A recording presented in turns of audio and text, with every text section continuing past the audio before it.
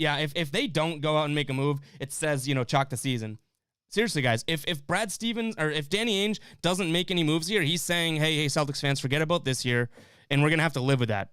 Like, seriously, because this team, I've never seen a Celtics team so, and we've said it in the past too, it's been the story for years of, the Celtics need to go and make a trade at the deadline. They need a trade at the deadline. I've never seen a Celtics team need a trade more than this team.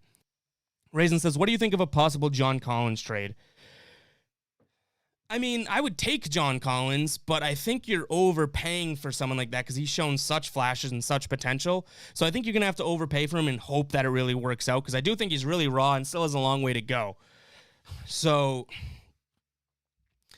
I would take John Collins, but I don't think he's my dream trade. Buck says, Marcus Smart is the guy you have to move if you want John Collins. Exactly, and then you are gambling. Like, I know people are, Marcus Smart's not as good as we make him out to be. I know, Greg, you're big on that front. But John Collins isn't necessarily proven either.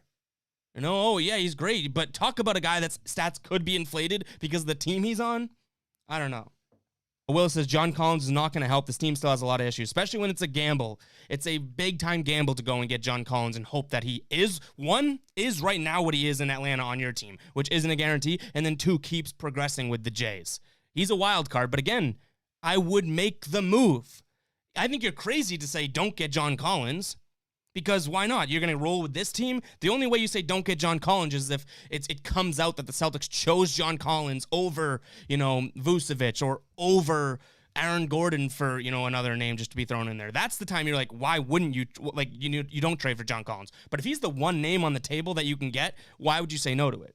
I think John Collins would help this team, but he's a gamble. Raisin says, to be honest, I'm a John Collins fan. I'd be willing to pay a premium for him. Then at least you're admitting that you kind of probably are slightly biased towards John Collins, right? And again, if John Collins is the name that needs to be traded for, then I take it. I'm not against that.